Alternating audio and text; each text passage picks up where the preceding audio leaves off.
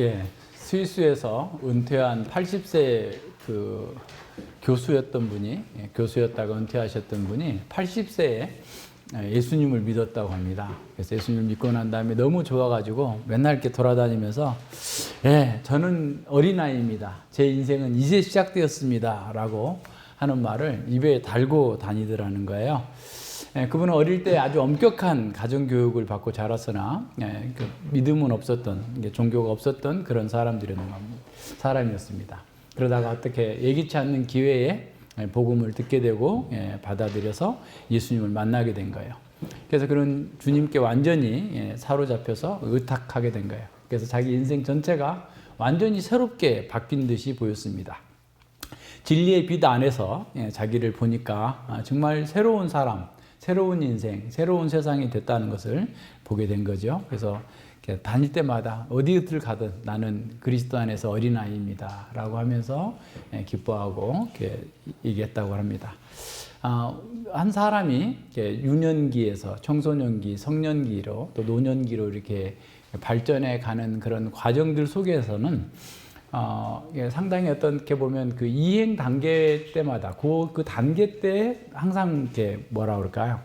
그 욕구 충족, 어떤 특유한 어떤 욕구 충족이 있고 그 욕구가 충족이 되고 다음 단계로 이렇게 자라간다는 거예요. 그래서 이제 프로이트가 얘기하고 있는 그런 심리학적 이론도 사람들의 어떤 성장 과정 속에서 어떻게 하면 좀 더 건강한 성인으로 성장할 것인가를 이렇게 보여주고 있는데, 근데 이제 그 성장하는 과정 속에서 어떤 그 욕구가 다 채워지지 못하거나 그 해소되지 않게 되는 것들이 이제 나중에는 어떤 심리적인 문제를 일으킬 수 있다. 뭐 이런 식으로 얘기를 하는데, 그러면서 이제 그렇게 얘기하는 거죠. 그러니까 한 단계에서 다음 단계로 이행할 때 그 충족돼야 되는데 그 충족되지 못했던 그런 욕구와 욕망이 다음 단계에 가서는 그 어떻게 보면 그 어려움들이 야기하는 그런 거다라고 해서, 어른이 되었음에도 불구하고 여전히 충족되지 못한 어린아이와 같은 그런 특성이 나타나는 것을 유치잔존이라고 얘기한다고 합니다. 심리학 이론에서는 유치잔존. 그래서 이 유치잔존이 근데 하나도 없는 사람이 아무도 없다는 거예요. 그러니까 최고의 심리학자도 유치잔존이 있는 거죠. 그러니까 요즘에 그 보면 뭐 3, 40대들이 무슨 3, 40대 그 장년들이 그 로봇을 구입해서 막 한다. 요새 무슨 슬럼덩크라는 영화가 유행이라면서요. 그래서 90년대에 자기가 하고 싶었는데 못했는데 또는 뭐 거기에 빠졌었는데 그걸 한다. 뭐 이런 식의 이제 그 일들이 자꾸 벌어지고 이렇게 있는데, 근데 어느 누구도 유치잔존에서 완전히 벗어난 사람은 없다라고 합니다. 그래서 우리도 어떤 면에서 숨기고 싶은 그런 유치잔존이 있을 거예요. 자기도 모르게 드러날 수도 있을 거고요. 그런데 바울 사도도 그런 얘기를 합니다. 어렸을 때는 내가 어린아이와 같았다가 장성한 후에는 어린아이와 같은 것을 버렸노라 라고 얘기하는 거죠. 그 고린도서 13장에서. 그럼 사도 바울은 유치잔존이 없었을까를 생각해 보면 바울 사도도 역시 있었을 거예요. 그렇게 따지자면 모든 사람은 다 있죠. 왜냐하면 우리가 부활하기 전까지는 우리가 그동안에 하고 싶어서는 하지 못했던 것, 또 해야 했으나 하지 못했던 것들은 여전히 남아 있을 것입니다. 우리가 그리스도인이 됐다라고 해서 다 완전해진 게 아니에요. 우리는 이제 태어난 거죠. 회심은 이제 시작인 거죠. 그래서 시작이 됐다면 그 다음부터는 이제 그 단계별로 거쳐야 가는 신앙의 단계가 있어요. 그러니까 신앙도 이렇게 그 로또식으로 점프하지가 않아요. 그러니까 특이하게 제가 이제 그 굉장히 고민했던 것 중에 하나가 90년대까지만 해도 왜 나는 이렇게 잘 안 변할까에 대한 고민을 굉장히 많이 했어요. 그런데 신앙의 위인전들을 읽으면 이분들은 한 방에 다 된 것 같아. 왜 이 사람들은 한 방에 이렇게 거룩한 삶을 살았는데 나는 안 될까에 대해서 굉장히 고민을 하면서 내 자신의 어떤 구원의 문제까지도 점검해 보는 이런 시간들을 이렇게 가졌었는데, 근데 이제 우리가 몰라서 그렇지 우리가 하고 있는 그런 투쟁들을 그분들이 이미 한 거예요. 그러다가 어느 순간에 이제 그 계기가 돼서 올라간 거지. 우리 신앙은 도약은 없습니다. 꾸준하게 가야 돼요. 계속해서. 그래서 거룩한 습관이 증대돼야 된다고 그랬죠. 우리의 거룩은 거룩한 습관이 계속해서 늘어나는 거예요. 그래서 우리는 그 유치 잔존에서 빨리 벗어나기 위해서 처음에 어렸을 때는 회심하자마자는 신령한 젖을 사모하는 거예요. 그냥 계속 이렇게 먹고 자라야 돼. 그렇지 않으면 사람의 괴술과 또 세상의 유혹에 넘어질 수가 있거든요. 그래서 예를 들어서 신앙의 청소년기가 있을 수 있고, 신앙의 장년기가 있고, 노년기도 있을 수 있겠죠. 그러면 이제 만약에 신앙의 노년기에 접어들었다면 주님 앞에 갈 준비를 이제 하는 거죠. 그러니까 이런 방식의 여러 가지. 그래서 이제 우리가 개인적으로도 어떻게 보면 공부를 많이 할 수 있는 시간이 있고, 이제 나이가 먹으면 공부하는데 집중하는데도 좀 시간이 이렇게 집중력도 떨어지고 또 여러 가지 면에서 효율성도 떨어지는데, 그때는 더 많이 묵상하라는 거예요. 그러니까 많이 읽는 것보다도 읽은 걸 가지고 더 많이 묵상하라는 시기라는 거예요. 노년기에는. 그럴 정도로 우리가 신앙의 단계에서도 그런 과정들이 있습니다. 자, 무슨 얘기가 하려고 하냐면, 지금 바울 사도가 이 편지를 쓰는 것, 또 로마 교회를 가고자 하는 것은 로마 교회가 그들이 믿음을 가지고 있어요. 그래서 정말 너희들의 믿음 때문에 하나님께 감사하다라고 이렇게 기도했어요. 그런데 그 믿음을 가졌다 할지라도 하나님 나라의 큰 거대 담론을 알고, 또 그 속에서 그 교회와 성도들이 어떻게 성장하고 자라가야 될 것인가에 대한 구체적인 어떤 프로그램들을 따라서 공부하는 것이 없다면, 그들 또한 계속해서 어린 상태로 남아 있어서 사람들의 잘못된 가르침이나 이단들의 또 유혹에 빠져 넘어갈 수 있기 때문에 바울 사도는 그들에게 가서 가르치고자 했던 겁니다. 그래서 우리는 하나님의 말씀을 이렇게 공부해야 된다라고 하는 것에 초기에는 어떻게 보면 최고로 많이 집중을 해야 돼요. 그러니까 어린 아이들은 다른 걸 못해도, 그죠? 먹고 자고, 대사 활동 싸고, 전 빨고, 그죠? 이거는 계속 하잖아요. 그러니까 신앙의 어린 아이로서 우리가 이렇게 성장하는 방법은 계속 하나님의 말씀을 신령한 젖을 이렇게 공급받아야 되고, 그 공부에 매진해야만 됩니다. 사단이 우리가 그리스도인이 되는 것은 막을 수 없었어요. 그건 하나님의 주권적인 역사로 우리에게 은혜 베풀어 주셨기 때문에 나를 이렇게 막을 수는 없었지만, 사단은 우리로 하여금 비참한 그리스도인이 되게 만들 수는 있어요. 어떻게 하면? 말씀을 공부하지 않으면 계속해서 엉뚱한 해결책을 갖게 되는 거죠. 그래서 어떤 사람들은 그냥 이제 구원 받았으니까 그렇게 열심히 할 필요 없다. 이제 안심하라.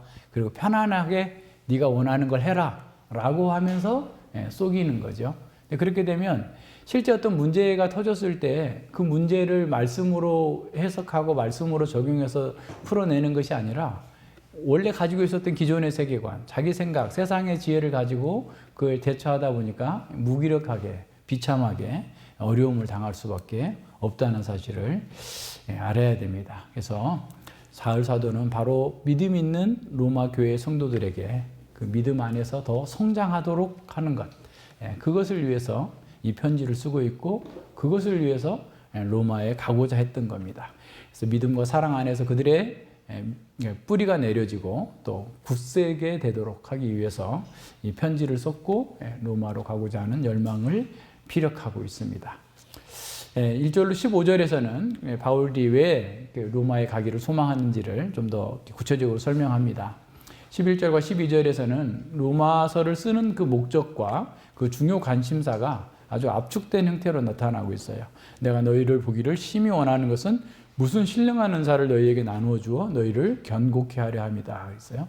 신령한 은사를 나눠줘서 견고케 하고자 함이고, 두 번째는 피차 안위를 받고자 합니다. 라고 하는 거죠. 그래서 이런 목적들을 이루기 위해서 바울 사도는 로마 성도들을 간절히 보기를 소망하고 있었습니다. 그래서 그들과 함께 가서 신령한 은사를 나누면서 또 서로 은혜를 나눌 수 있기를 바란다는 거죠. 하나님께서 허락하시는 때에 그 일이 이루어질 것이지만, 지금 이 편지를 통해서라도 동일한 목적을, 소기의 목적을 어느 정도 달성하기를 바라면서 이와 같이 편지를 쓰고 있습니다.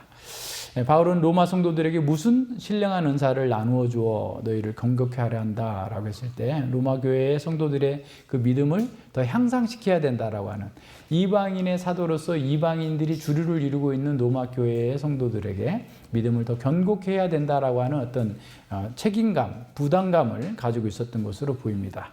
그래서 이 사도적인 어떤 부담감, 목회적 책임감을 가지고서 이렇게 쓰게 된 거죠. 무슨 신령한 은사에 대해서는 다양한 해석들이 있어요. 바울 서신에서 이 카리스마와 푸네마티콘이라는 그 말이 동시에 쓰여진 적이 없어요. 카리스마 따로 쓰여지고 푸네마티콘 따로 쓰여지고 있는데 이게 같이 쓰여져 가지고 많은 사람들이 다양한 해석을 합니다. 몇 가지만 소개하면 이렇습니다. 어떤 학자는 이 은사라는 말, 영적인 은사라는 말이니까 그 고린도전서 12장과 14장에 나와 있는 은사, 그리고 이제 로마서 12장 6절부터 8절에 쭉 나타나고 있는 그런 은사들을 말한다라고 해석하는 사람도 있고, 어떤 학자들은 로마에 있는 그리스도인들에게 나눠주었던 그 신령한 은사는 자신이 가지고 있는 사도적인 그 권위를 가지고서 사도적 권위로 거기에 직분자들을 세우고자 하는 그런 의미다라고 해석하는 사람이 있고, 또 고든피와 같은 그런 학자들은 앞서 얘기한 것처럼 로마서 12장 그 6절로 8절에 있는 그런 것과 또 고린도서 12장 12장부터 14장까지 있는 그 은사들이 아니라 오히려 개인적으로 로마를 방문해서 로마에 있는 사람들을 방문하는 것, 또는 그걸 대체하는 이 편지가 신령한 은사다라고 얘기하는 학자들도 있어요. 굉장히 이 용례가 많지 않기 때문에 단 한 번 나타나는 이런 어구라서 그렇게 다양하게 해석을 하는데, 근데 우리는 좀 더 넓게 봐야 됩니다. 롱네커라고 하는 학자의 의견에 저는 동의하는데요. 이분은 성령께서 우리에게, 바울에게 주셨던 그런 통찰력, 그것이 편지가 됐든 가서 방문하게 됐든 아니면 그동안에 가르쳤던 사도적 가르침들을 모두 포함해서, 그러니까 교회가 바르게 서고 온전케 되도록 하는데 사용되고 있는 모든 바울에게 주어진 사도적인 가르침 전체를 얘기한다라고 보는 것이 본문의 문맥에 더 잘 맞을 것 같습니다. 그래서 그래야만 이 복음에 대한 풍성한 이해를 통해서 교회가 진리 가운데서 굳건하게 서서 진리의 기둥과 터로서의 역할을 감당하도록 하는 것, 그것이 신령한 은사다라고 해석하는 것이 맞겠죠. 그래서 교회는 늘 거대 담론을 잘 가지고 있고 그 거대 담론 속에서 우리 역사와 세계와 자신을 바라볼 수 있어야 돼요. 자, 왜 이걸 자꾸 강조하냐면, 이 거대 담론을 가지고 있지 않게 되면 어떤 문제나 자신의 삶이나 또는 심지어 교회나 기독교마저도 기존에 가지고 있는 틀로서 보는 거예요. 그러니까 해석의 전환이 돼야 된단 말이에요. 무슨 말인지 아시겠어요? 우리가 기독교의 거대 담론을 우리 속에 늘 갖고 있어야 되는 것은 뭐냐? 그 이유는 뭐냐면 우리가 현실에서 벌어지고 있는 수많은 일들에 대하여서 어떤 해석의 틀을 가질 것인가예요. 그죠?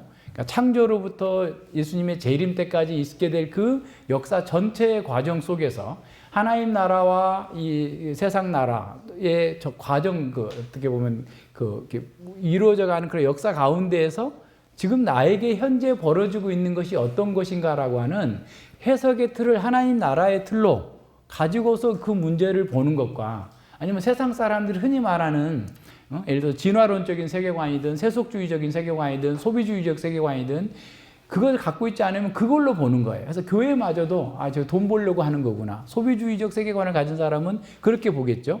우리가 한다고 그런 식으로 또 보이겠죠. 어떤 사람들이 생각하는 것들도 이렇게 보면, 그러니까 이 교회가 정치 운동을 한다라고 하는 것도 하나님 나라 세계관에서 멀리 떨어져서 기존에 있는 잘못된 세계관 속에서 복음과 하나님 나라를 오용하고 잘못하고 있기 때문에 그런 거예요. 그래서 이 하나님 나라의 전체의 그림 속에서, 그 해석의 틀 속에서 우리에게 각자에게 이루어지고 있는 일들에 대한 해석의 틀이 있고 그 해석에 자꾸 비추어서 나를 이렇게 해석해내야 돼요. 그런 훈련을 계속해야 됩니다. 그래야만 지금 현재 벌어지고 있는 일에 일이 일비하지 않게 돼요. 창세기 1장에서 우리가 봤던 것처럼 영혼의 관점에서 현실을 바라보면서 하나님의 뜻과 초월적인 능력 안에서 내가 이 땅에서 이루어지고 있는 삶의 문제들을 객관적으로 보고 돌파해 나갈 수 있는 능력이 거기서 생기는 거예요. 그래서 우리는 헌집인 옛 세계관, 세상의 세계관들을 헐어내고 새 집, 하나님 나라의 세계관을 가지고 그걸 바라볼 때 진정한 삶의 능력이 나타난다라는 거예요. 자, 이거는 예수님의 비유하고도 연관이 돼요. 새 포도주를 새 부대에 부으라라고 했던 것은 새 포도주는 발효력이 너무 세가지고 옛날 포도주 부대에다 담아버리면 한 달도 안 돼 다 터져버려요. 그럼 포도주도 버리게 되고 가죽 부대도 버리게 돼요. 옛 부대도 버리게 되는 거예요. 그래서 원래 포도주를 담을 때 이스라엘에서는 1차로 나온 포도주, 제일 좋은 포도주를 돌 항아리에다가 1차 발효를 시켜요. 발효력이 강하니까. 그래서 1차 발효를 시킨 후에 그 다음에 새 포도주 부대에다가 그러니까 이 보통 양을 잡아가지고 양 그 다리 끝에 묶어가지고 그 포도주를 담아놓는 자루로 쓰는데 거기다가 부어놔요. 그럼 거기서도 발효가 막 돼요. 그래서 그 발효가 되니까 옛날 가죽 부대, 1년 전에 썼던 그 가죽 부대는 그 발효력을 이기지 못하고 터져버려요. 그러니까 다 버리는 거죠.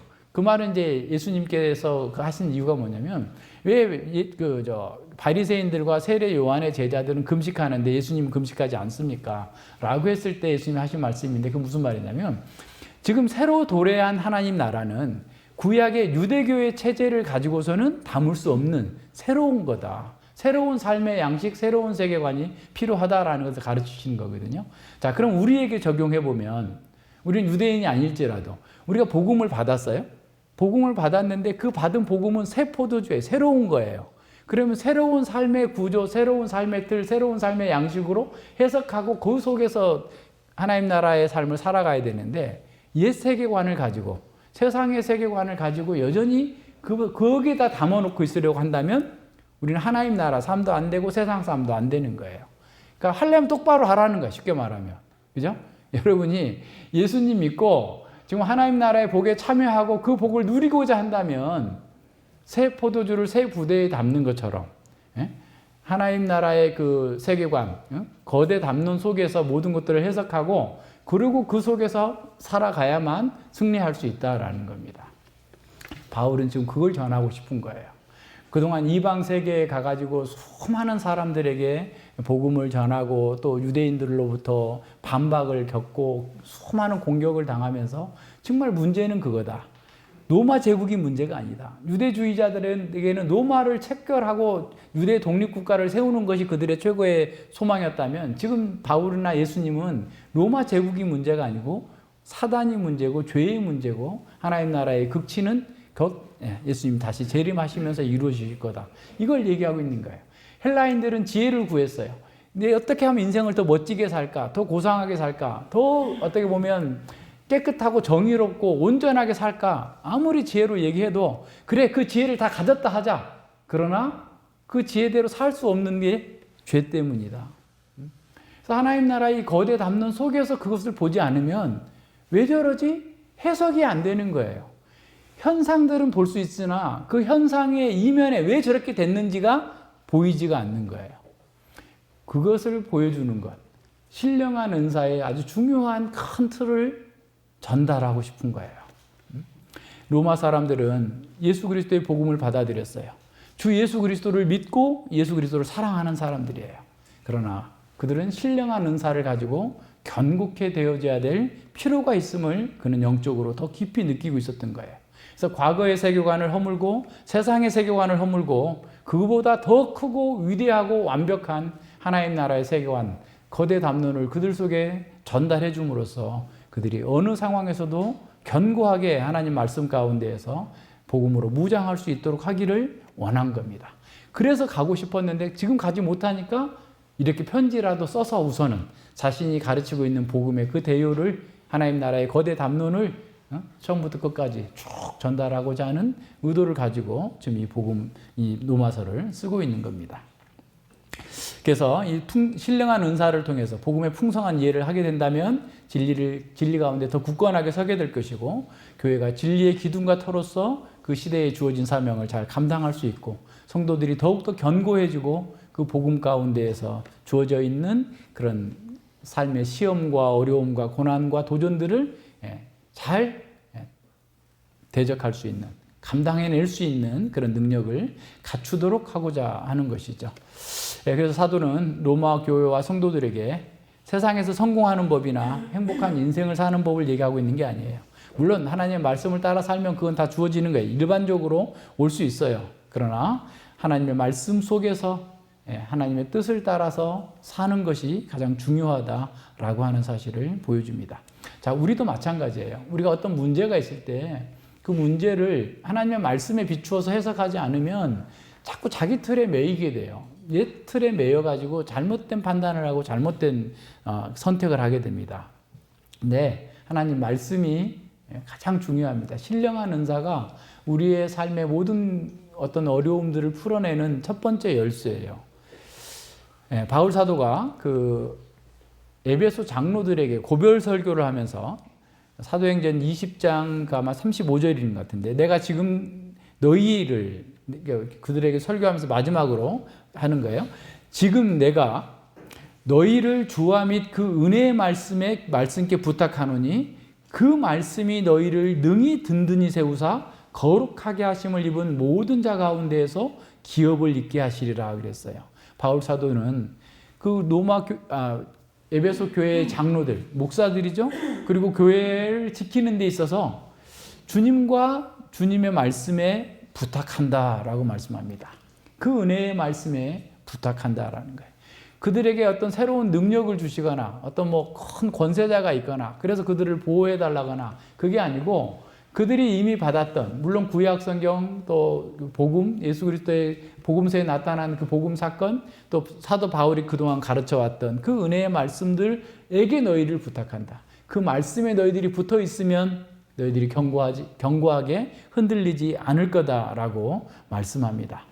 주의 말씀만이 교회와 성도를 든든히 세우고 거룩하게 하심을 입은 사람들 속에서 유업을 입게, 하나님 나라에 참여하는 것은 주의 말씀을 따라서 하는 거예요. 주의 말씀이 우리를 붙들어 주셨을 때, 우리가 주의 말씀에 붙들려 살 때 하나님 나라의 그 영원한 기업을 누릴 수 있다라고 지금 가르치고 있습니다. 이 세상의 도전 가운데, 우리의 수많은 어려움 가운데 진정으로 필요한 것은 세상의 자원을 더 많이 소유하는 것이나 세상에 더 즐거운 것을 많이 찾아가거나 무엇인가를 더 많이 얻기 위해서 나가는 것이 아니라 이 진리의 말씀을 연구해야 됩니다. 집중적으로 해야 돼요. 사도적 복음, 이 로마서, 이 말씀을 더 깊이 연구하고 살펴서 이것을 자신의 것으로, 우리 공동체의 것으로 만들어내는 거예요. 그래야만 우리가 견고해지고 우리가 이 세상 가운데에서도 능히 세상을 능가할 수 있는 능력으로 하나님 나라를 증거할 수 있습니다. 그래서 우리 각자는 말씀을 부지런히 공부하고 그것을 자기 마음 안으로 가져가기 위해서 묵상하고 기도하는 일에도 집중해야 돼요. 그러니까 사실은 계속 요새도 이렇게 생각해 보면 말씀이 우리가 할 수 없는 가장 중요한 일을 해주는데, 그게 뭐냐면 우리 자신을 객관적으로 볼 수 있게 해주는 거예요. 우리의 마음의 상태를 보게 해주는 거예요. 세상에는 그런 게 없어요. 있어도 희미한 빛이에요. 근데 하나님의 말씀은 우리를 객관적으로 우리의 마음을 보게 합니다. 하나님께서, 성령님께서 그것을 우리에게 보여주시기 때문에 그래요. 요한복음 16장에 보면 예수님께서 떠나신다고 하니까 제자들이 굉장히 근심을 해요. 그런데 예수님께서 내가 떠나는 것이 너희에게 더 유익하다. 또 다른 보혜사가 올 것이다.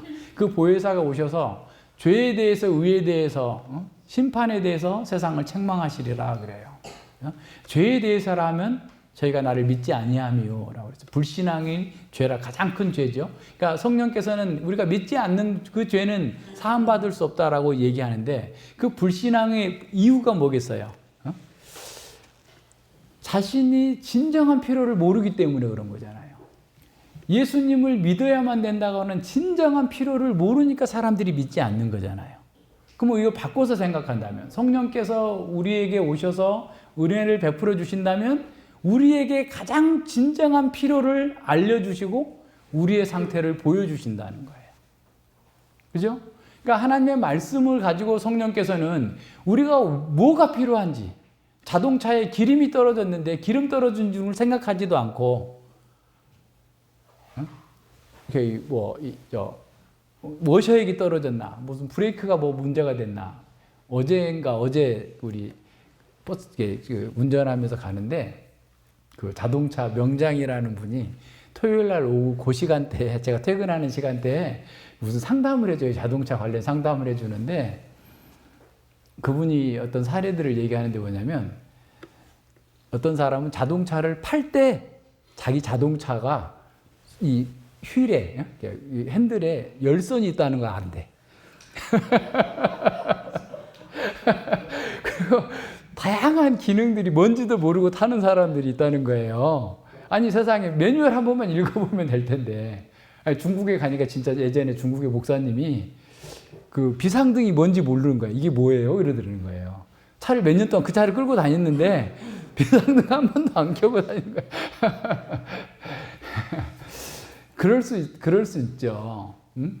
그러니까 자기가 가지고 있는 것을 다 좀 알고서 편리하게 이용해야 되는데 그 옵션이었을 거 아니에요. 아마 선택할 때 뭐 물론 기본 옵션을 들었을 수도 있겠지만 우리가 하나님의 말씀을 통해서 성령께서 우리에게 보여주시는 것은 너의 필요는 돈이 아니고 너의 필요는 직장이 아니고 너의 필요는 건강이 아니고 너의 필요는 나야 나. 내 말씀을 따라 사는 거야. 그러면 그 문제가 해결될 거야. 휘발유가 떨어졌으면 휘발유를 넣어야지. 왜 다른 걸 자꾸 하고 있니? 이렇게 우리에게 가르쳐 주시는 거예요. 그래서 하나님의 말씀이 우리를 객관적으로 보여주면서 우리의 필요를 우리가 알게 하고 회개하고 하나님께 의지하면서 그 문제를 풀어나갈 수 있도록 은혜를 베풀어 주시는 겁니다.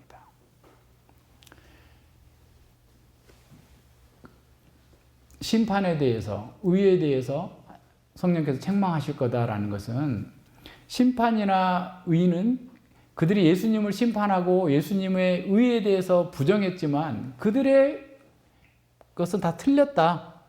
세상이 판단한 예수님에 대한 모든 것들은 다 틀렸다라는 것을 성령께서 가르쳐 주신다는 거예요. 그러면 우리는 어떻게 적용할 수 있겠어요? 우리는 세상의 판단에 그렇게 연연하지 말자는 거예요. 이미 예수님의 판단에서 예수님을 죽임으로써 그들의 판단이 틀렸다는 사실이 드러났고 성령께서 말씀을 가지고 세상이 진리가 아니라 우리가 진리다. 주의 말씀이 진리다라는 것을 이미 확정해 놨으니 세상이 이러고 저러고 따지는 것에 대해서 연연하지 말고 진리의 말씀을 따라서 살아가도록 우리를 이끌어 가시는 거예요. 그것이 말씀이 우리에게 주시는 능력이에요. 힘이에요. 그것을 받아서 누리고 살아가는 것이 우리가 진정으로 힘 있는 삶을 살 수 있는 겁니다. 그래서 우리는 세상의 가치관, 세상의 어떤 세계관, 그 틀에 구속받지 말고 진정으로 하나님의 말씀으로 그 말씀 가운데 주어져 있는 그 진리 안에서 우리는 자유케 되고 새로운 삶을 살 수 있어야 된다라는 겁니다. 그래서 이렇게 성령께서는 우리 안에서 참으로 성도의 교통을 통해서도 이것을 이루어 주시는 거예요. 그러니까 이 세상의 이런 모든 것들이 잘못됐다라는 것을 말씀으로 주시지만 그 말씀 속에 말씀을 받았던 성도들이 실제 삶에서 경험한 것들을 함께 나눔으로써 그 내용들을 더 깊이 깨달아갈 수 있도록 하는 거예요. 그래서 자기가 깨달은 그 진리의 말씀, 자기가 체험한 그 진리가 공동체 안에서 객관화되고 확산되어져 가는 상황들로 나가는 거예요. 그래서 교회 공동체가 건강해야 될 이유는 뭐냐면 이런 체험들이 자꾸 늘어나고 쌓여지는 것이 저 형제가 승리하고 쌓인 것들이 그 승리가 나의 쌓임으로 돼요. 이게 무슨 말이냐면 공동의 통장이 있다. 우리 무슨 모임 통장 있잖아. 모임 통장. 생명나무 통장에 이렇게 누구들 이렇게 넣으면 누가 얼마 넣었는지 어디다 뭘 썼는지 다 보이잖아요. 그것처럼 어느 성도가 말씀 가운데에서 그 진리를 적용해서 이긴 승리의 그 경험은 우리의 경험 속에서 쌓이는 거예요. 그래서 내가 어떤 문제가 있었을 때 어떤 성도가 그렇게 해서 이겼다더니 나도 그렇게 해봐야 되겠구나. 이게 돼야 돼요. 이게. 사모님이 그렇게 해가지고 이겼대. 나도 그렇게 한번 해보자. 하는 분 있잖아요. 목사님이 그렇게 해서 했다니까 나도 한번 그렇게 해보자. 라고 하잖아요. 이러한 모든 경험들이 점점 쌓이면 그 공동체 전체가 영적인 능력에서 강화되고 더 분명하게 이 세상을 향해서 복음을 증거할 수 있는 능력이 거기서 나오는 거예요.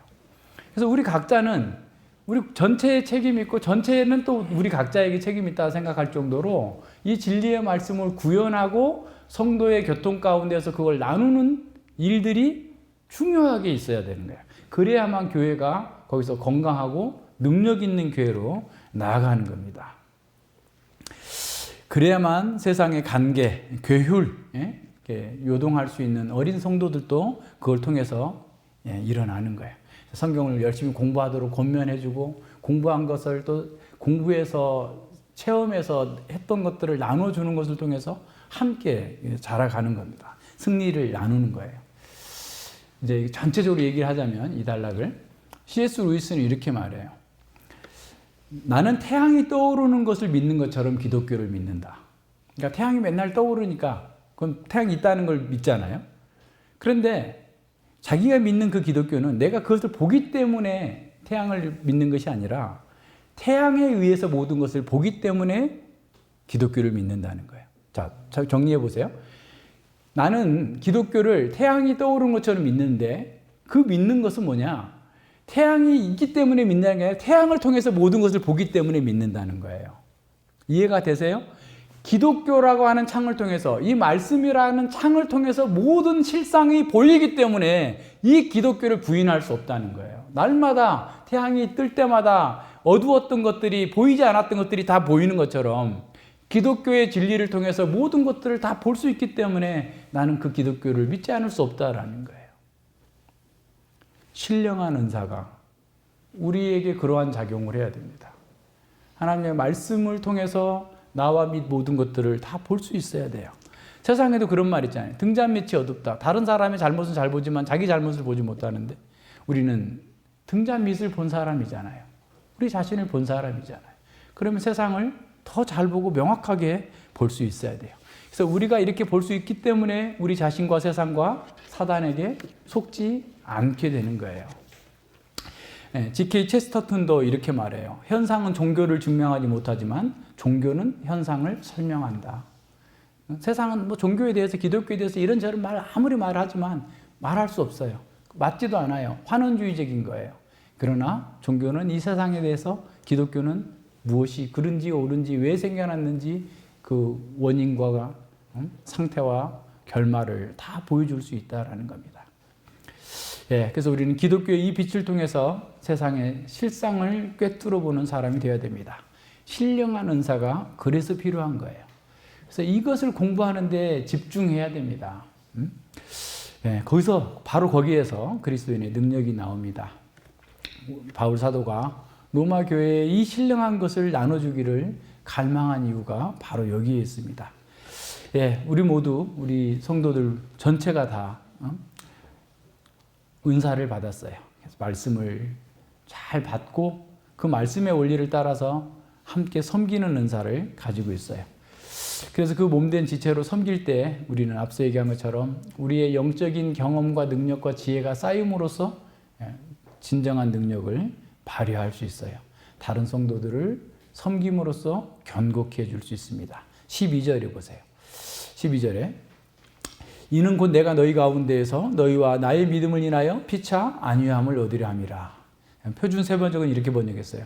그것은 내가 그렇게 가고자 했던 것은 내가 여러분과 함께 지내면서 여러분과 내가 서로의 믿음으로 서로를 격려받고자 하는 것입니다. 서로 용기를 받고자 하기 위함입니다. 그랬어요.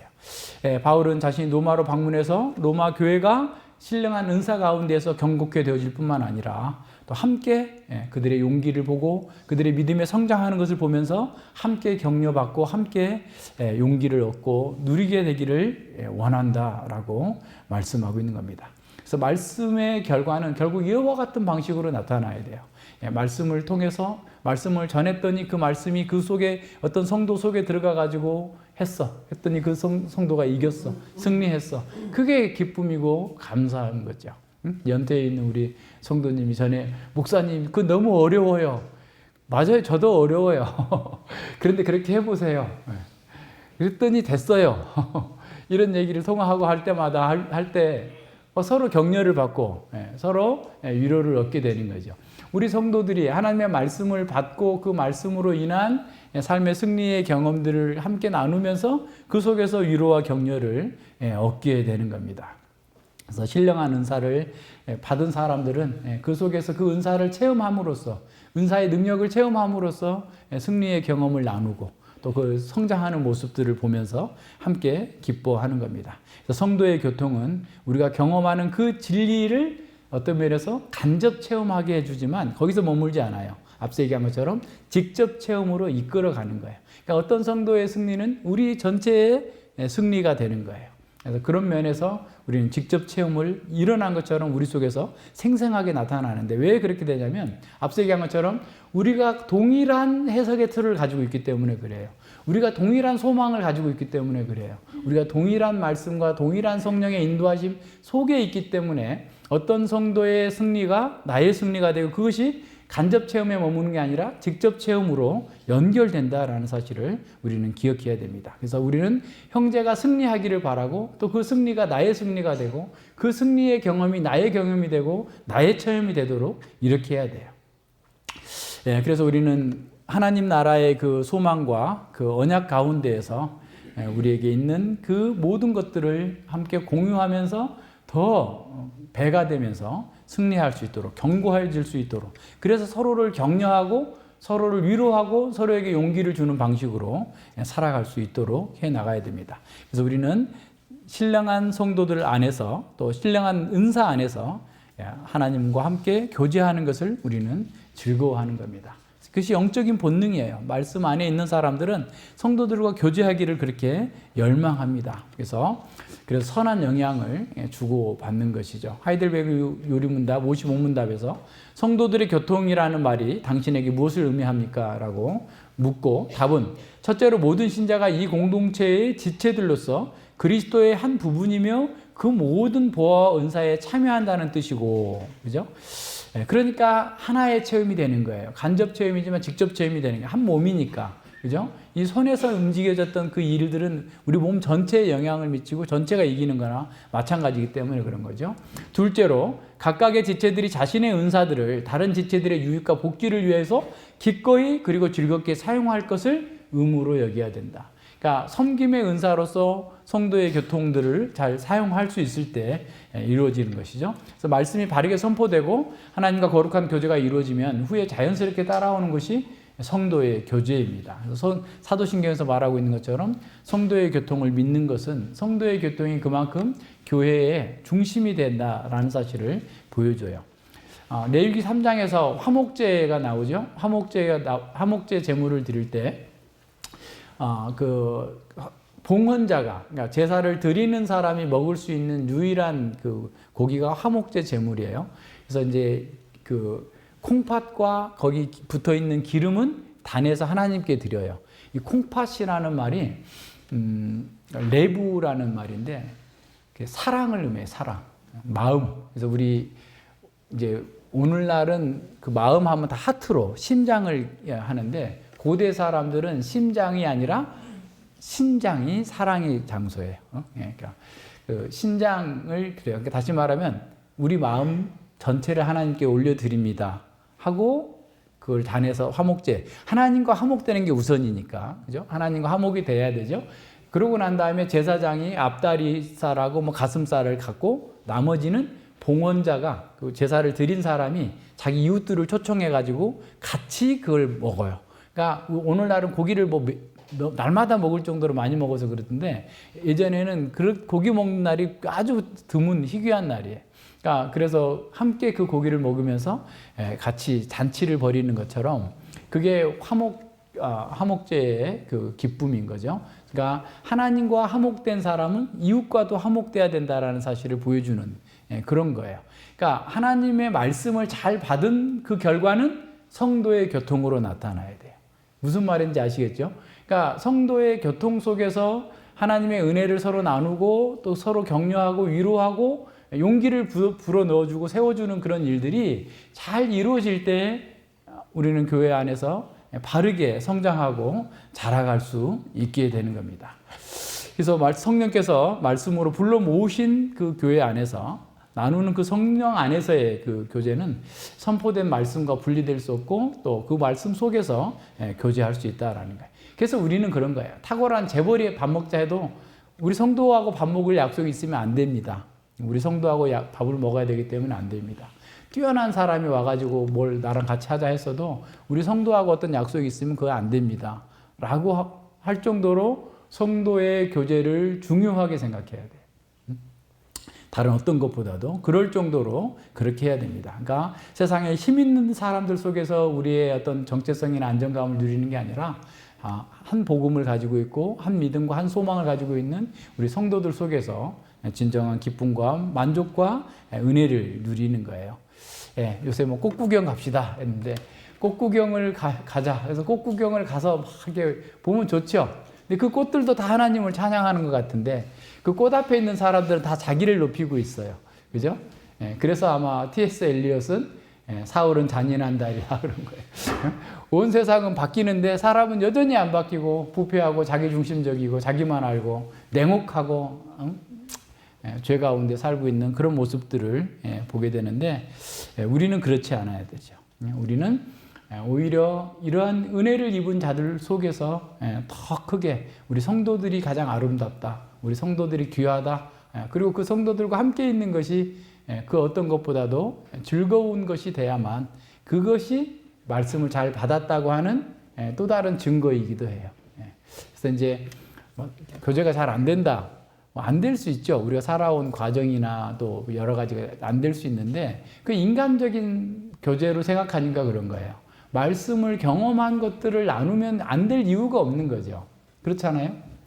그리고 그렇게 될 수 있도록 내가 꼭 말을 하지 않더라도 다른 사람 말을 듣는 것으로도 우리가 그 주어진 일들을 잘 감당하는 겁니다. 13절에 보세요. 13절에 형제들아 내가 여러 번 너희에게 가고자 한 것을 너희가 모르기를 원치 아니하노니 이는 너희 중에서도 다른 이방인 중에서와 같이 열매 맺게 하려 함이로되 지금까지 길이 막혔도다 라고 그랬어요.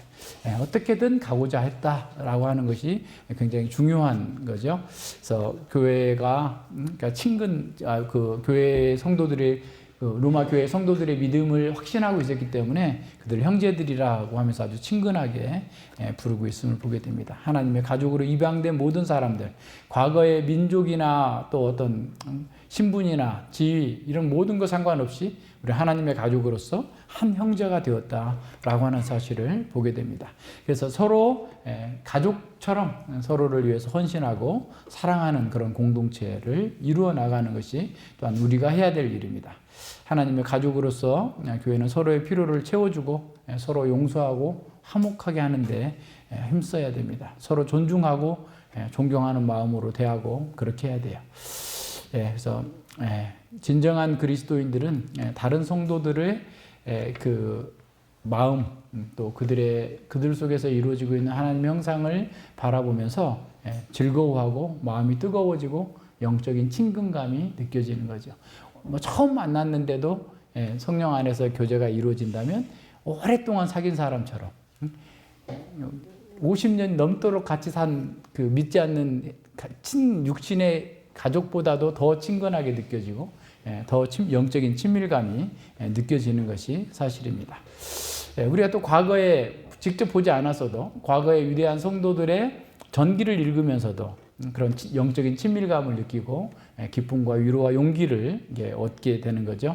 그것도 마찬가지입니다. 이렇게 우리가 하나님 앞에서 이 정말 척박하고 냉혹한 현실 속에서 하나님의 가족으로서 한 마음으로 영적으로 친밀한 그 교제를 나눌 수 있는 것이 얼마나 큰 복이고 또 놀라운 일인지 모릅니다. 말씀 사역자에게도 마찬가지죠. 하나님의 말씀 속에서 성도들이 그 성장하는 것을 볼 때 가장 기쁘고 여러분들도 마찬가지일 겁니다. 그래서 어떨 때는 보면 참 답답하다라고 느꼈는데 어느 순간에 보니까 그런 문제를 잘 해결해내고 성장해 있는 그런 모습들을 이렇게 볼 때마다 하나님께 감사하고 또 기쁘고 그런 거죠. 또 진리를 잘 분별할 수 없었는데 그걸 또 잘 분별하는 사람이 되고 또 그리고 분별력에서 성장하고 이런 모습을 볼 때마다 우리는 기쁜 거죠. 그래서 우리는 서로 이렇게 말씀 안에서 성장하고 자라고 하면서 위로와 도전을 주면서 함께 나아가는 겁니다. 히브리서 13장 7절에 보면 하나님의 말씀을 너희에게 이루고 너희를 인도하던 자들을 생각하며 저희 행실을 종말을 주의하여 보고 저희의 믿음을 본받으라 라고 말씀하고 있는데, 물론 세상을 떠나 말씀 사역자의 믿음과 삶을 본받으라는 말씀이지만 우리는 앞서 우리보다 먼저 믿은 성도들의 믿음과 행실을 보면서 그들의 성품 속에서 발현되고 있는 아름다운 그 주님의 형상을 보고 기뻐하고 또한 그것을 담기를 소망해야 되겠죠. 바울 사도는 그들과의 그 깊은 교제를 통해서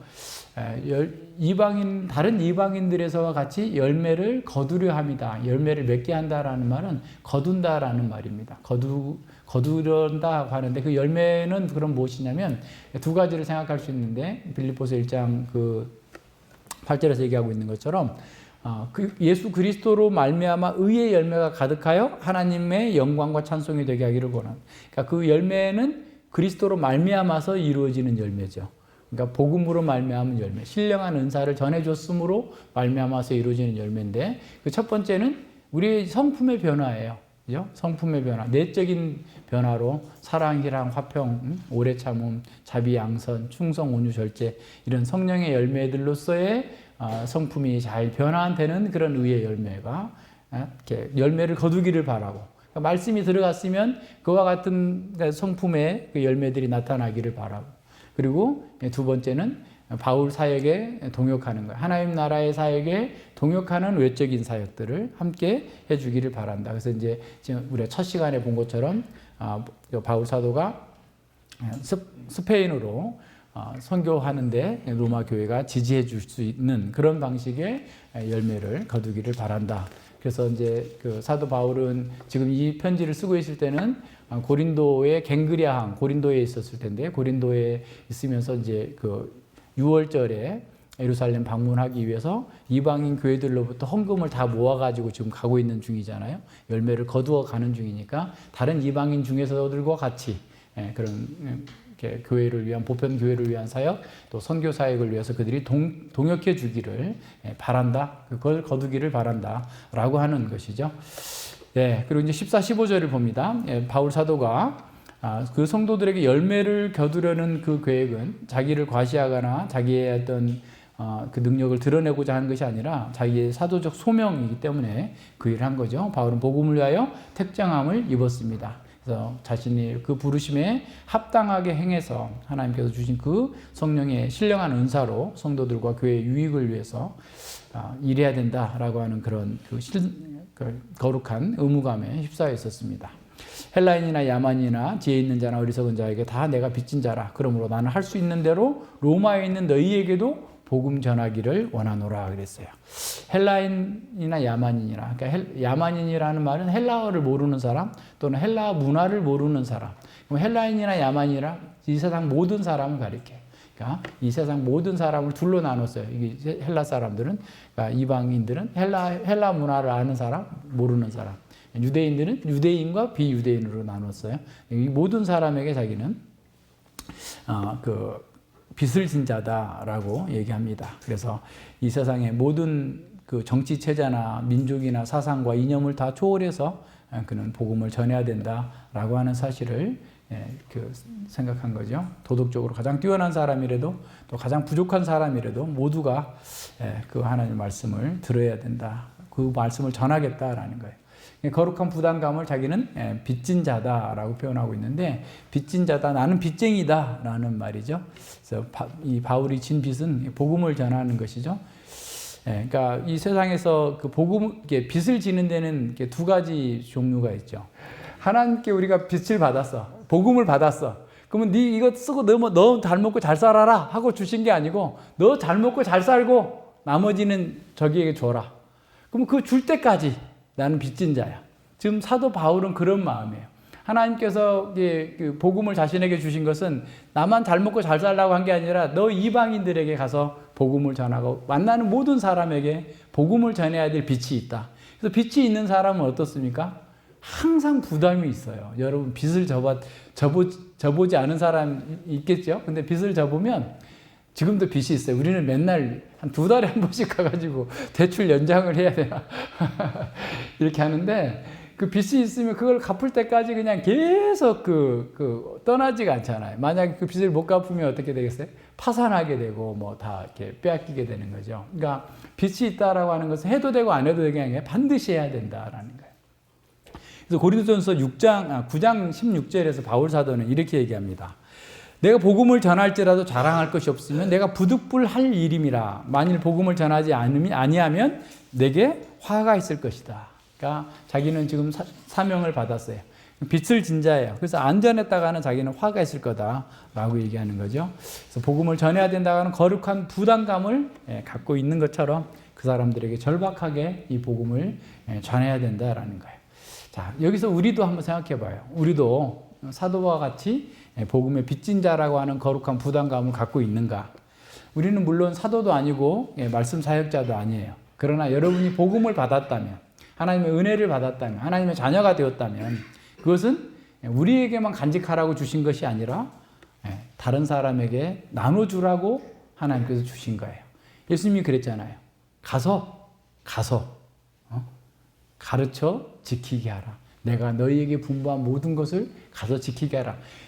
이 복음을 니들끼리만 갖고 숨겨놓고 살다가 니네 가족들에게만 줘라. 이렇게 하지 않고 모든 민족에게 복음은 처음부터 아브라함의 씨를 통해서 모든 민족이 복을 받을 것이다.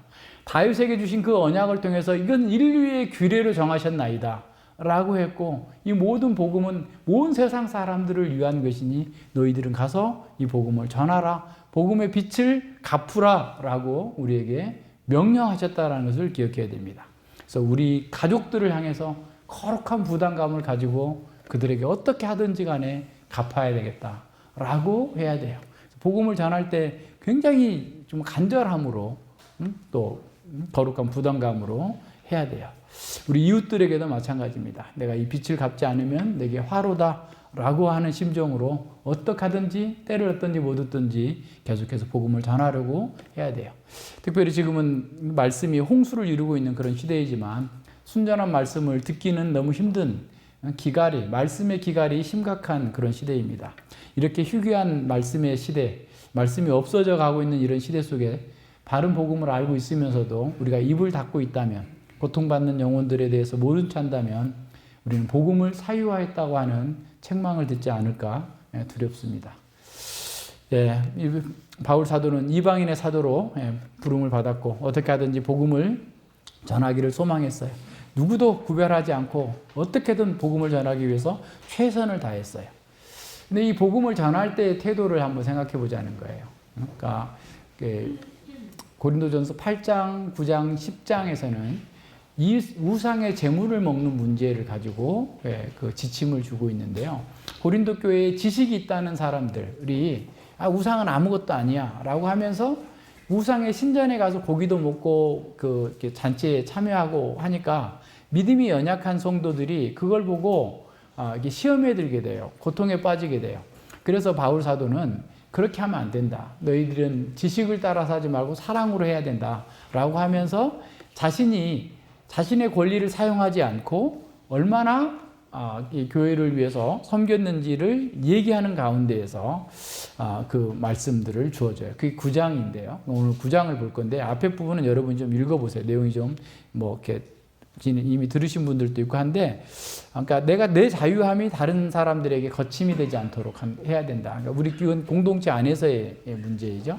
그래서 이 복음을 전할 때 우리는 그 내용들을 한번 잘 살펴봐야 돼요. 그래서 자기가 가지고 있는 권리를 주장하기 위해서 복음을 전하거나 교회 사역을 하는 것이 아니라 늘 섬기는 사람으로 살아야 된다라고 하는 것을 9장에서 얘기합니다. 그래서 9장의 1절로 18절까지 보면 네 가지의 어떤 그 양보의 내용들을 계속 보여줘요. 일하는 사람이 삭 받는 게 맞고, 일하는 소에게 망을 씌우지 않는 것이 필요하고, 제사장들이 그 제물로 먹고 사는 것처럼 사역자가 받아야 될 것 다 이렇게 있지만 나 그걸 다 양보했다. 왜냐하면 그것이 너희들에게 복음을 잘 전달하고 또 때로는 자기 권리를 양보함으로써 너희가 자유케 되게 하기 위함이다 라고 하는 사실을 이렇게 얘기해 줍니다. 고린도전서 9장 19절 23절을 봅니다. 내가 모든 사람에게 자유하였으나 스스로 모든 사람에게 종된 것은 더 많은 사람을 얻고자 함이라. 그래서 우리가 복음을 전한다고 할 때 우리의 권리를 주장하는 것이 아니라 종이 되어야 된다는 거예요. 스스로 모든 사람에게 종이 된다라는 마음과 자세로서 복음을 전해야 되는 거예요. 그러니까 이렇게 탁월하고 뛰어난 것이지만 사람들은 몰라요. 그러니까 모르니까 그걸 어떻게 하겠어요? 가치 없이 여기고 그거 하죠. 근데 거기다가 우리의 태도가 고압적이라거나 또 복음과 합당하지 않은 태도를 갖는다면 복음이 들어가는데 더 큰 장애가 있겠죠. 그래서 우리는 종처럼 해야 돼요. 유대인들에게는 내가 유대인같이 된 것은 유대인들을 얻고자 하며 율법 아래 있는 자들에게는 내가 율법 아래 있지 아니하나 율법 아래 있는 자같이 된 것은 율법 아래 있는 자들을 얻고자 하며 율법 없는 자에게는 내가 하나님께는 율법이 없는 자가 아니요 도리어 그리스도의 율법 아래 있는 자나 율법 없는 자같이 된 것은 율법 없는 자들을 얻고자 함이라. 약한 자들에게는 내가 약한 자와 같이 된 것은 약한 자들을 얻고자 하며 여러 사람에게 내가 여러 모양이 된 것은 아무쪼록 몇몇 사람들을 구원코자 함이니 내가 복음을 위하여 모든 것을 행함은 복음에 참여하고자 함이라 그랬어요. 모든 사람에게 자유로웠어요. 안 해도 됐어요. 그죠? 그러나 더 많은 사람을 얻기 위해서 모든 사람의 종이 되려 했다라는 거예요. 유대인에게는 유대인의 방식대로, 이방인은 이방인의 방식대로 자신을 낮추고 그들 속에서 복음을 가지고 들어가서 오히려 자기가 아니라 복음이 높임을 받도록, 복음이 영광을 받도록, 하나님께서 영광을 받도록 자신은 낮은 자로 살았다라고 하는 겁니다. 모든 것을 복음을 위하여라고 하는 원칙 하에서 기꺼이 자신의 권리와 자유마저 포기했을 그런 정도의 삶. 그리고 그 뒤에 가서 보면 이제 상 얻기를 자기를 쳐서 복종케 하고 하는 것은 버림이 될까 함이라라고 할 때 그 버림이라는 것은 예수님 구원을 못 받는다라는 말이 아니라 상을 얻는데 버림을 받을까 두렵기 때문에 오히려 주님께서 주시는 그 상을 얻기 위해서. 왜냐하면 그 고린도서 3장 14, 15절에서 열심히 일을 했는데 어떤 사람은 풀이나 이런 걸로 해가지고 다 사라져버리고 그물을 한 것만 남는다고 그랬잖아요. 그러니까 자기가 이렇게 열심히 사역을 했는데 자기 영광을 추구하고 자기 권리를 나타내므로써 하나님께로부터 그 수고한 상을 받지 못하고 책망을 들을 수 있는 부끄러운 구원을 얻을 수 있기 때문에 더욱더 자기 부정을 하면서 더 자기를 절제하면서 사역을 했다라고 전하고 있는 겁니다. 그래서 복음의 빚을 진 사람은 자기 권리가 아니라 복음을 위해 사는 사람이다 라고 하는 것을 우리 마음에 새깁시다. 자신의 권리를 먼저 내세우는 사람은 복음을 지식으로만 받은 교만한 상태에 있다는 사실을 드러내는 겁니다. 그리스도께서 사탄의 권세를 깨뜨리고 승리하셨고 하나님과 진정한 화목을 이룬 그 복음은 그 자체로서 새로운 사람, 새로운 공동체를 만들어냈습니다. 하나님과 화목된 사람은 그리스도 안에 있는 인종과 빈부와 남녀노유를 비롯한 모든 차별이 없어졌음을 합니다. 그래서 우리는 더 이상 사람을 외모로 보지 않아요. 복음의 빛으로 우리 자신을 인식하기 때문에 그렇습니다. 복음의 빛을 진 사람은 자기 권리가 아니라 복음의 영광을 먼저 생각하는 사람입니다. 자기 권리보다도 공동체와 약한 형제를 먼저 생각하는 것으로 나타내는 겁니다. 개인적인 이 구원관이 만연한 한국교회에서 자신과 하나님과의 관계만 생각할 뿐 공동체와 이웃에 관해 관심이 거의 없는 시대에 살고 있습니다. 심지어 목사들도 자기 지식을 자랑하고 자기 권리를 주장하는 사람들이 더 늘고 있어요. 자기 권리를 확장하기 위해서라면 물불을 가리지 않고 광폭 행보를 하는 사람들이 있습니다. 그들은 자신의 권리를 위해서 교회를 멋대로 이용하기도 하고 복음마저도 희생시키기도 합니다. 그들이 얼마나 힘있는 설교를 하든지 그들이 얼마나 많은 걸 성취했든지 간에 그것은 바울이 전한 그 복음이 아니라 다른 복음을 전하는 것일 수 있습니다. 사꾼 목자는 진심으로 양들을 돌보려고 하지 않습니다. 육에 속한 사람은 성령의 일을 이해할 수 없어요. 이 복음의 능력을 경험하지 못했기 때문에 그렇습니다. 우리는 기본적으로 서로의 권리를 존중하고 또 그걸 지켜줄 필요가 있습니다. 그러나 우리는 자기 권리를 주장함으로써 복음의 장애가 되지 않도록 최선의 노력을 해야 될 것입니다. 더 나아가서 여러 사람에게 여러 모양으로 섬기려는 적극적인 자세로 나아가야 됩니다. 바울 사도가 그리스도의 이름과 복음의 영광을 위해서 자신의 정당한 권리조차도 기꺼이 포기했던 그런 자세가 우리에게도 필요합니다. 하나님을 향한 헌신은 겸손한 섬김으로 나타납니다. 하나님 나라의 진보는 높이 오르는 어떤 더 큰 것을 이루어서가 아니라 오히려 더 낮아져서 무릎을 꿇는 것으로 이루어지게 됩니다.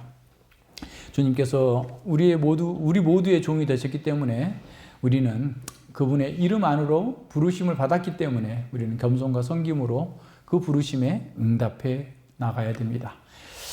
지금 우리는 모든 사람에게 복음을 갚아야 한다라고 하는 빚진 자의 심정을 가져야 되겠습니다. 우리는 그것을 위해서 자기 권리마저도 포기할 뿐만 아니라 희생할 준비마저도 되어 있어야 됩니다. 우리는 죄인들을 위해서 울 수 있어야 됩니다. 죄인들을 위해서 울지 않는 사람이 어떻게 죄인들을 위해서 복음을 전하고 어떻게 죄인을 죄인이라고 정죄할 수 있습니까? 죄인들을 긍휼히 여기는 마음으로 예수님처럼 불쌍히 여기는 그런 마음이 있을 때 우리는 그 일을 할 수 있습니다. 복음에 빚진 사람은 몇 사람을 구원할 수만 있다면 모든 방법을 동원해서라도 모든 사람에게 모든 것을 내놓고자 하는 그 열망으로 씨를 뿌리는 사람입니다. 복음은 사람으로는 불가능한 일들을 가능하게 하는 하나님의 능력입니다. 이런 능력이 우리 속에 작동하고 있는지 살펴야 됩니다. 복음에 빚진 자들의 공동체는 형제 자매를 하나님의 자녀로 소중히 여깁니다. 형제의 변화를 위해서 서로를 헌신하는 거예요. 자기 가족처럼 지지해 주는 겁니다. 그러니까 아주 못된 사람이라도 부모는 그 자식을 못 버리잖아요. 그죠?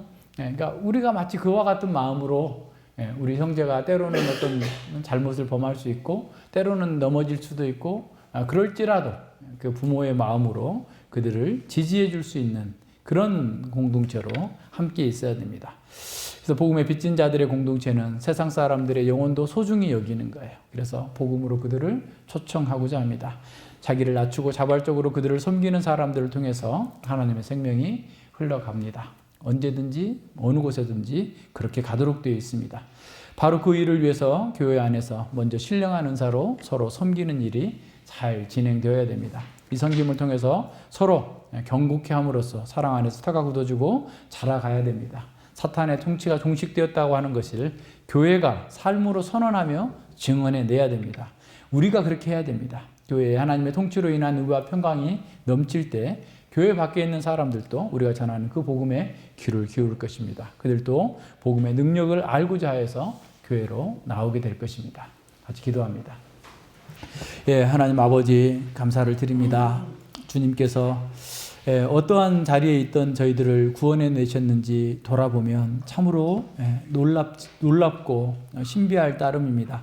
우리가 무엇이 간데 이렇게 복되고 아름다운 이 복음으로 하나님의 아들이 이 땅에 오셔서 우리를 대신하여서 사단과 싸우시고 죽으시고 부활하셔서 새 생명을 우리에게 허락하시고 이 새 생명 가운데 살 수 있도록 진리의 빛으로 신령한 은사로 우리를 안팎으로 밝히 보여주시고 그 복음 가운데에서 함께 섬기며 견고케 되도록 이 교회 공동체 안에서 서로를 사랑하고 위로하고 격려하면서 함께 자라갈 수 있도록 이끌어 주셔서 감사를 드립니다.